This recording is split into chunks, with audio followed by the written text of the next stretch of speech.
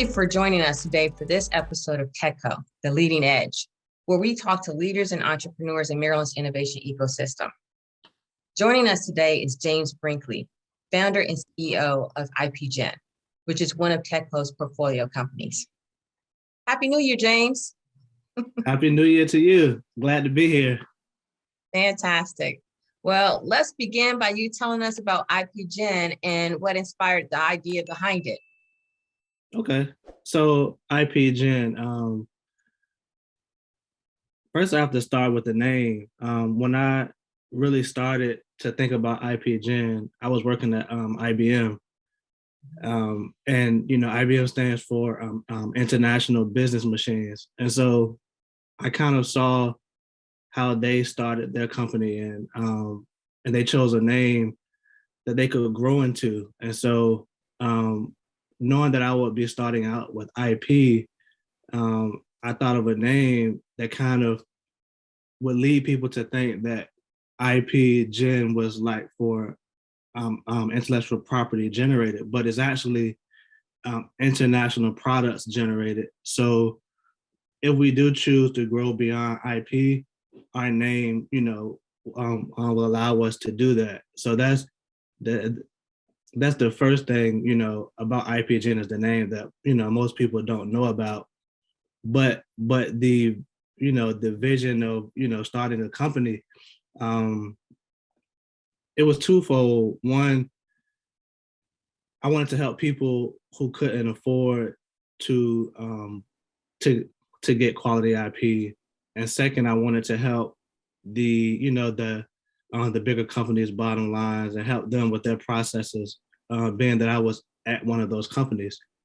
And so when I was on paternity leave with my youngest son while I was there, I kind of brainstormed and started writing things down. And as I went back to work, it kind of, kept going to the point where I had to leave and officially start the company. So that's kind of the story of how it started, all the way from the beginning. Fantastic. So tell us about how is IPGen impacting the patent processes? And in telling us that, can you also give us a little bit of background about yourself so people will understand how you're an expert in this area? Okay. So a little bit of background on me. I'm an IP attorney by trade. I practice at IBM, as I just stated. I received my JD with a patent law certificate with that. And then I went on to get a Master of Laws in intellectual property also. So I'm pretty well versed, in the patents, trademarks, copyrights, and trade secrets, collectively IP. So that's a bit about me.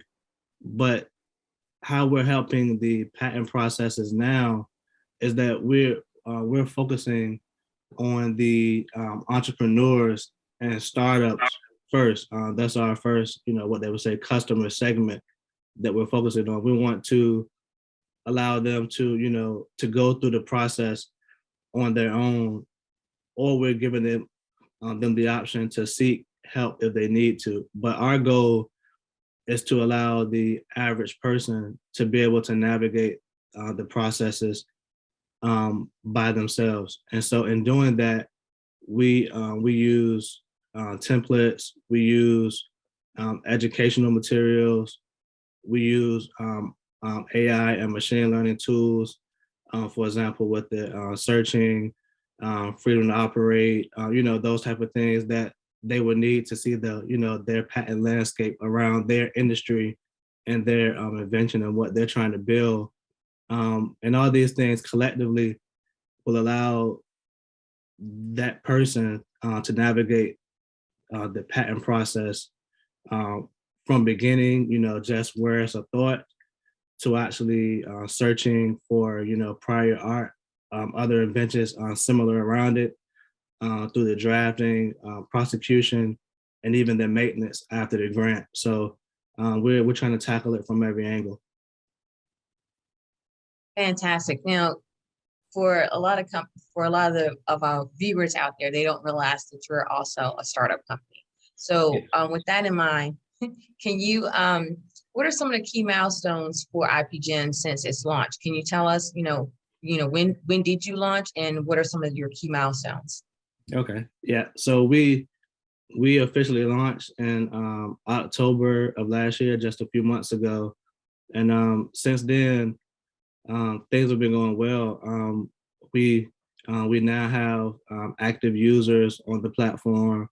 We're signing up, users day by day, and really, really working with these startups to go through these processes. Because as you know, and I'll tell our viewers that a startup is a journey. You don't unleash every feature, at the very beginning. You want to release some features, have some people use it, get that feedback, and then you iterate based on what the market requires and desires from your platform. And so that's what we're doing now. And in the beginning, we have to be a little more hands-on with our customers in the beginning for that very reason. But also, a key milestone was to bring on some key team members as well. And so that's very important in moving forward, because I can't do it all by myself. And so bringing on these key people to help me in certain parts of the company, whether it be, to reach out to the law firms to get them on the platform for what we need, the startups, entrepreneurs, incubators, and accelerators, those type of things. So it's very important that we continue to build and grow that team so we can continue to grow. Okay, now you said that you launched last year, and it still was, during the, COVID, and I'm sure that your idea and your concept happened, during COVID-19. So can you tell us what type of changes that you had to make for your company to execute your vision? Yeah. Wow, during the COVID time. Yeah. Sorry. So and as we know, it's still going on, and who knows when it'll stop. But we are able to, kind of work around it and work through it now, as as things have come about. Whether it be medicines or vaccines or just knowledge around what COVID actually is. But for us, I would say internally, it probably didn't bother us that much. It was the external things that really bothered us, where trying to get customers, and then trying to bring people on early, because as a startup, we can't really pay money right away. We might can give a bit of stock, and then a salary after we raise. And so a lot of people were looking for jobs. And so, those people that we wanted, we would have had to pay them, so it was kind of, that kind of hindered us a bit. But also our customers, when COVID hit them, they can't pay for your platform. And so it was, I think that was the biggest problem that we faced, was, trying to acquire customers and acquire talent for the company, being that everyone had different needs, and you kind of had to look out for self, more than ever, during that time, because you didn't know, where your next, some people, got laid off and didn't know where their next meal would come from. So, you had to, take those things into consideration. And, just that we were able to keep going, that was a blessing to us, and keep going and move through those bad waters to get to where we are now. Thank you for sharing your story about that.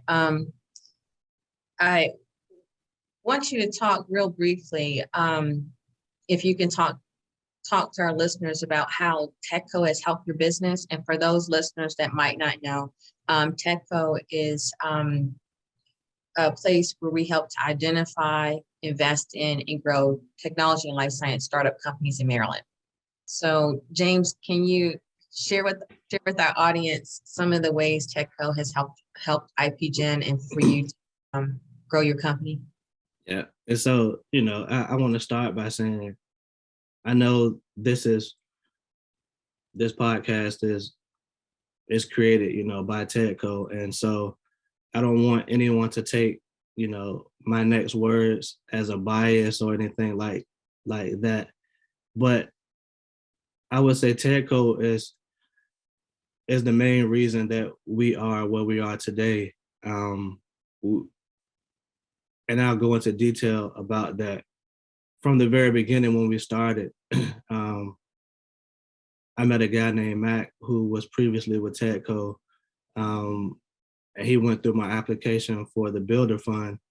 And at that time we were, too premature for that fund. So he directed us to a guy named Ade at 1863 Ventures in DC to start with their accelerator and try to get into that one. So we got into there.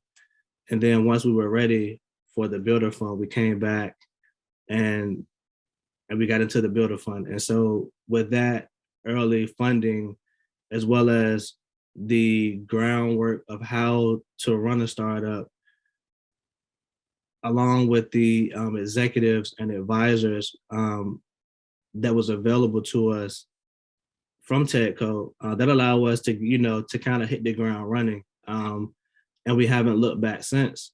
And so that groundwork kind of propelled us to everything that we have coming to us. And also, I wanted to mention before we go on to the next question, that TEDCO, TEDCO portfolio companies soon will be using our platform to obtain their IP. And so that's exciting to actually come full circle to allow, to kind of help the companies who are affiliated with the company that helped us so much. And so, I'm excited about that. And, I can't wait for for that to happen. Thanks, James. That was great testimony. So what's your vision for the future of IPGen?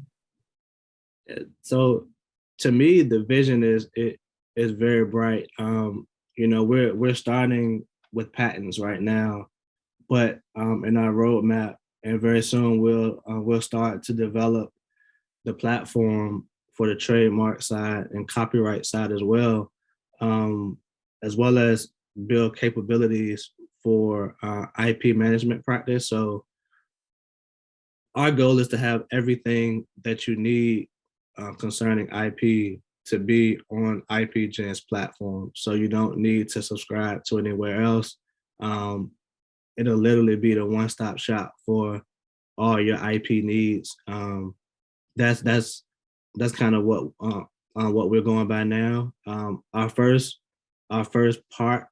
iteration of the platform, we're kind of calling ourselves the TurboTax of IP, because how we're allowing the startups and entrepreneurs to go through the process, and if they need assistance, they can answer a few questions, and then we'll connect them with that expert, that law firm or IP attorney to give them that assistance on that part of whatever part of the process that they're on.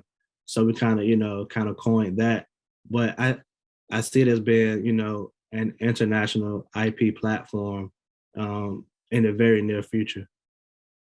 Fantastic. Well, James, thank you so much for sharing your story about IPGen. But before I let you go, got one more really serious question for you. Okay. So for the viewers, we can all see that you have golf clubs behind you. Yeah. We're wondering, how good are you and what's your handicap? So golf is still it's still I'm still a baby golfer. Like, when I say baby, I might still be in my mother's womb, baby. And I tell people all the time, I'm super competitive in everything I do. I played sports growing up and in college, basketball, football. I ran cross country, and I was, I did very well and those things. But now that I picked up golf, and I play tennis a little bit too, but golf is so strategic, and you can't learn it just just off the off the seat of your pants. You have to learn. You have to practice. You have to get coaching. So I recently connected with someone to start coaching, to start swinging lessons, just to get that core foundation, because I don't want to keep practicing and doing it wrong. So I want to be able to get out there. I play foursomes with my friends, and sometimes we have to pick up my ball and take it with us. So I want to be able to, I want to be able to, compete with those guys and really, do my thing. So I'm still very early in the stage, but come see me in a year or so. I'll be ready for people.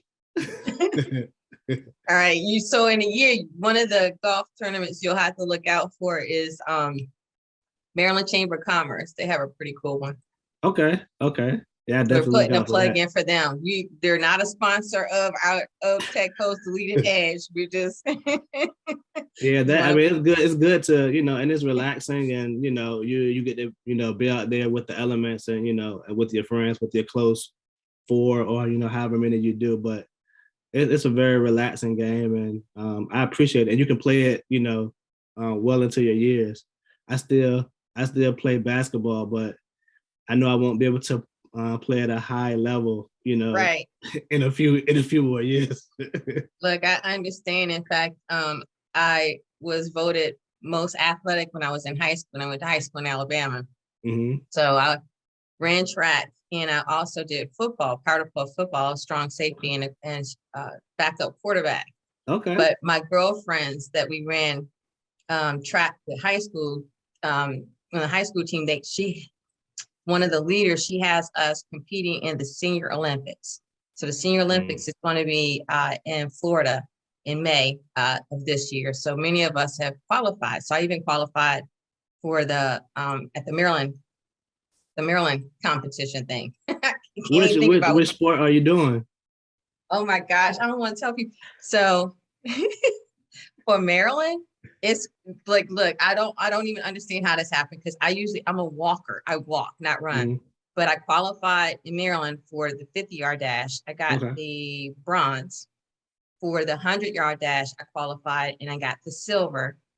And for the 400 meter, I qualified and I got the gold for the pre-qualifying for Maryland. So I don't know what that says about Maryland in my age group. So congratulations. We're not gonna say what the age group is, but I think that had a lot to do with it, right?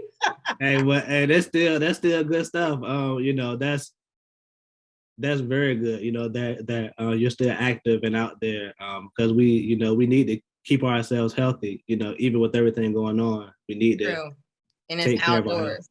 But that's why I was asking about your golf clubs, because I just bought some in October. And I started taking lessons. So I'm like, I'm very competitive, but let's just say, we always picking up my ball too.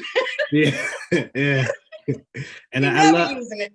I love using my pitching wedge. It makes my hit look the prettiest, but as you know, that one doesn't go as far.